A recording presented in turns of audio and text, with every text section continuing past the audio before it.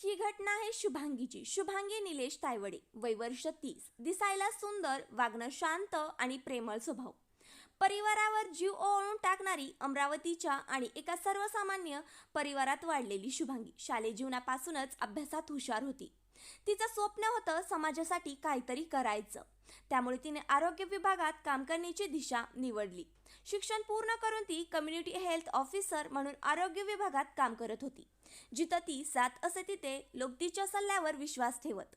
महिलांसाठी ग्रामीण भागात तिने अनेक आरोग्य शिबिर राबवली, पण तिचा स्वतःचा आरोग्य, मानसिक आरोग्य मात्र घरातल्या चार भिंतींमध्ये दररोज झिजत होतं.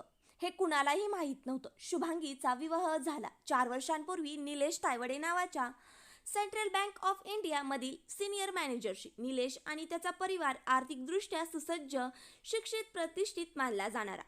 शुभांगीच्या कुटुंबियालाही वाटलं, आता आमची लेक सुखी होईल आणि खूप आनंदी राहील. जय भोले कंपनी कॉलनी परिसरातील घरात तिचं सासर सुरू झालं. लग्नाच्या सुरुवातीला सगळं सुरळीत चालू होतं. फोटो, हसणं, रडणं, बाहेर जाणं, सण उत्सव सगळं अगदी व्यवस्थित. पण जेव्हा लग्नाच्या सोपस्करांचे पडदे खाली आले तेव्हा वास्तवच नाट्य समोर आलं. शुभांगी आणि निलेशला 2 लहान मुली, एक 3 वर्षाची आणि दुसरी केवळ 1 वर्षाची. त्या 2 चिमुकल्या जीवांमध्ये शुभांगीचं स्वतःला विसरून टाकलं. दूध, शाळा, गोष्टी, आजार, झोप, तिचा आनंद सुद्धा तिच्या मुलांभोवती फिरत होतं. ती फक्त आई नव्हती, ती त्यांच्यासाठी पूर्ण विश्वच होती. रात्री नवऱ्याच्या त्रासाने डोळे पाणवले तरी सकाळी हसतच मुलींना उठवलं जात होतं. कधी त्यांना काही लागलं म्हणून तिला स्वतःच्या गरजा तिनं बाजूला ठेवल्या. तिने संसार टिकवण्यासाठी स्वतः प्रयत्न करायचे आयुष्यात स्वीकारलं होतं. पण आता नातं टिकत नव्हतं, कारण प्रेमाची भिंत वरून सुशोभित होती, मात्र आतून दररोज ती उद्ध्वस्त होत चाललेली होती. लग्नाच्या काही महिन्यातच निलेशच्या स्वभावात बदल जाणवायला लागला होता. तो कधीही कारणाशिवाय चिडायचा, तिच्या कामांवर टीका करायचा, तिला वाईट बोलायचा. आरोग्य विभागात नोकरी करून काय मिळतं, घराकडे लक्ष दे. हळूहळू तोंडातून निघणारे शब्द आता मात्र धारदार होत चालले होते. तुझ्यामुळेच मी अडकून पडलोय. तुझी नोकरी सोड. तुझं कोणी काही केलं तरी मला फरक पडणार नाही. सासूचं वागणंही कडवट होत चाललेलं होतं. तिच्यावर घरकामाची जबाबदारी ढकलली जात होती. मुली लहान आहेत आणि तुझी नोकरी तणावाची आणि घरात एकतर्फी लढाई. शुभांगीचं आयुष्य कुठे निघून जातं हे तिलाच कळत नव्हतं. शुभांगीचा मानसिक छळ सुरू होता, पण ती गप्पच होती. आई वडिलांना त्रास नको म्हणून, नातेवाईक, समाज काय म्हणेल म्हणून, आणि सगळ्यात महत्त्वाचं आपल्या लहान मुलींसाठी. तिला वाटलं कधीतरी निलेश बदलेल, तो कधीतरी चांगलं आयुष्यात करायचा प्रयत्न करेल. पण नातं केव्हा संपलं होतं. फक्त ती शरीराने त्या घरात होती. कधी कधी रात्री उशिरा ती फोनवर आईला हळूच म्हणायची, आई मी थकली आहे पण माझ्या मुलींसाठी जगत आहे ग. आईच्या काळाचा वेदनेचा चटका लागायचा, पण दुरून खूप काही करता येत नाही. 24 मे 2025 सकाळी शुभांगीचा दरवाजा उघडला गेला तेव्हा तिचा मृतदेह छताच्या हुकाला गळफास लावलेल्या अवस्थेत आढळून आला.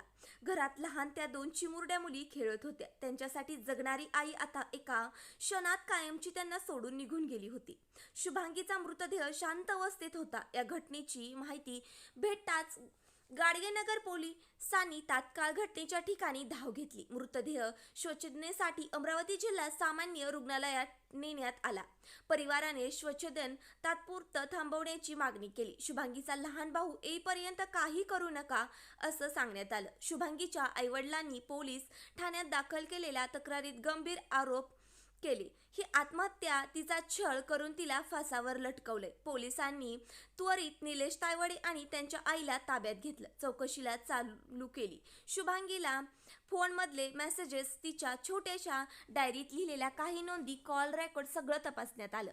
काही मजकूर असाही होता, माझं अस्तित्व काहीच नाही, पण माझ्या लहान 2 चिमुरड्या मुलींसाठी मी जगते. कधीतरी या छळाला अंत होईल असं मला वाटतं. या ओळी सगळ्यांचं मन हेलावून टाकणारे आहेत. सध्या या प्रकरणाचा तपास चालू आहे. पती आणि सासू पोलीस कोठडीत आहेत. आत्महत्येस प्रवृत्त केल्याचा गुन्हा दाखल करण्यात आलाय. शुभांगीच्या मृत्यू मागचं कारण शोधण्यासाठी प्रयत्न चालू आहेत. तिच्या परिवाराने एकच मागणी केली आहे की शुभांगीला न्याय द्या. आमची मुलगी हे जग सोडून गेली, पण तिच्या चिमुकली मुली अजूनही दाराकडे पाहतात. आई परत येईल का? त्यांच्या हसण्यात आता आईचा पदर हरवला आहे. त्या अजूनही समजून घेतात आई कुठे गेली. तिचं घर, तिचं काम, तिचं प्रयत्न आता सगळे मागे हरवून गेलं होतं. फक्त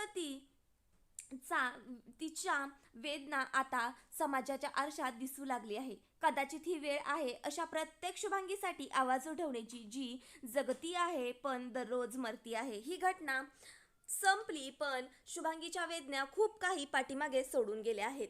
शुभांगी सारख्या असंख्य स्त्रियांना अजूनही गप्प राहत आहेत, पण एक दिवस त्यांचा आवाजही अशाच वेदनेतून समाजाला ऐकायला मिळेल, तेव्हा खूप उशीर झालेला असतो. या घटनेतून आपण काय शिकावं? पण मात्र प्रत्येक मुलीने आवाज उठवून स्वतःसाठी उभं राहावं. हिंसाचार कुठल्याही स्वरूपात स्वीकारू नका. वेळेत मदत मागायला शिका. इतरांची तुम्ही सुद्धा मदत करायला शिका. कुठल्याही स्वरूपात स्वीकारू नका. वेळेत मदत मागायला तुम्ही सुद्धा शिका. आवाज उठवा. स्वतःसाठी लढायला शिका. स्वावलंबी बना. तुमचा स्वाभिमान झुकू देऊ नका. कोणत्याही तुमच्या वाईट काळात मदत मागायला शिका. तुम्हाला काय वाटतं? शुभांगीने आत्महत्या केली असेल का? तुम्हाला काय वाटतं? शुभांगीने छोट्याशा चिमुरडींना सोडून हे आयुष्य संपवलं असेल का? तुमचं मत नक्कीच मांडा. आजच्या काळात समाजानं फक्त अंत्यविधीला, शेवटच्या तिच्या श्वासासाठी, शेवटच्या शरीरासाठी अजिबात गर्दी करू नका. समाजाने प्रत्येक मुलीला न्याय मिळवून देण्याचा प्रयत्न केला पाहिजे. तुमचं मत याविषयी काय आहे? कमेंटमध्ये नक्कीच सांगा. अजूनही तुम्ही आपल्या यूट्यूब चॅनलला सबस्क्राईब केले नसेल तर शेजारील बेल आयकॉनवरती टच करून आपल्या यूट्यूब चॅनलला सबस्क्राईब करून घ्या. धन्यवाद.